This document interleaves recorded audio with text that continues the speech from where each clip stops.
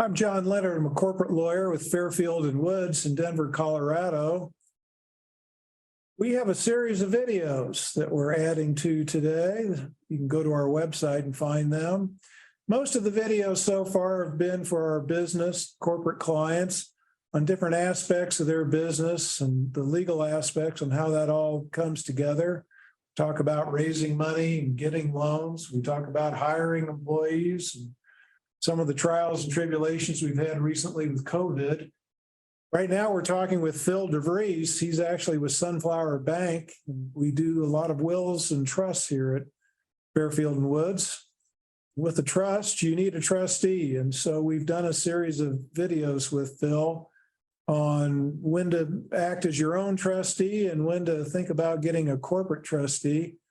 This is the second video where we're talking about specific questions to ask a corporate trustee that you're interviewing after your lawyer has determined, you and your lawyer, that you ought to have a provision in your trust for a corporate trustee. Phil, thanks for joining us today. In a previous video, we did 3 questions. We're going to ask 3 more questions folks can ask a potential corporate trustee. The first question is that somebody ought to ask a prospective corporate trustee is, what is your setup procedure? Well, it's a great question, John. Thanks for having me. And I think it starts with really kind of understanding the role that the trustee has been asked to play. So let's say, for instance, we kind of have 2 examples, and I'll focus on one. We have a person with a trust dies, becomes irrevocable. That could perhaps be managed by the surviving spouse. Let's jump ahead and go and presume that surviving spouse is now deceased and that there were reasons that your client and the attorney decided to keep that in trust for the next generation. So we're going to have people coming into the door with us saying, hey, mom and dad are now gone and they have this trust and your bank has been named. How are we going to interact? Right. So that's a great place to start. And as beneficiaries, typically there's language that allows beneficiaries access to either income or principal, or perhaps income and principal based on how the grantor set it up. So you're going to want to have a budget ready, a budget in hand, and be able to show if required. In some cases, trustees will require tax returns for proof of income. A lot of times a trust document will state that we have to understand a person's resources. So a bank corporate trustee is going to do their due diligence and get as much money to the beneficiary as possible, but we have to do that within the terms of the document. Sure.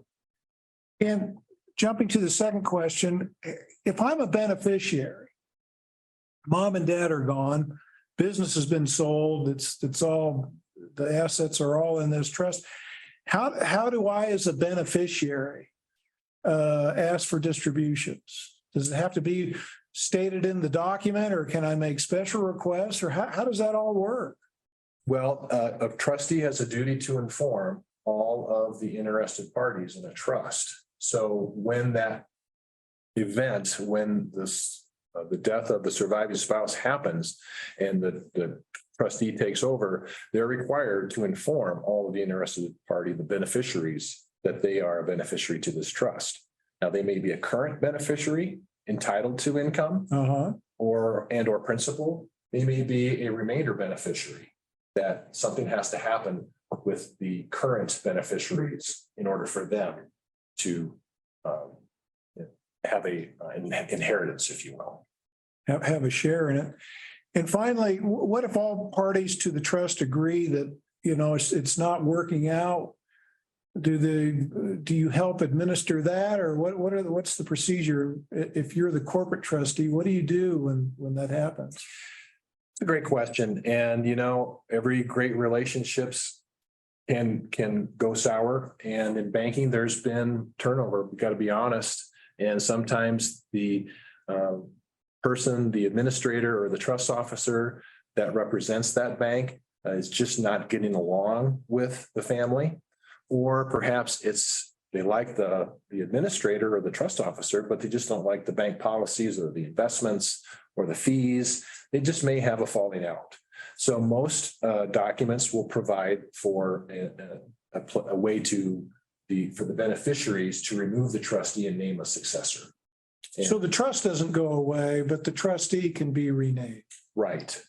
So it's important, an important distinction in that is that just because a beneficiary is disappointed in a trustee because they didn't get what they want, isn't grounds for them to get another trustee. Every trustee should interpret the language of the document in a similar way. And so if you're trying to get a different decision on getting more money from the trust, that's probably not the best reason to seek a successor trustee. Great information. Well, Phil DeVries has joined us for 4 videos on how to pick a trustee, whether it's yourself, spouse, friend. And the last 2 or 3 videos, we focused on corporate trustees.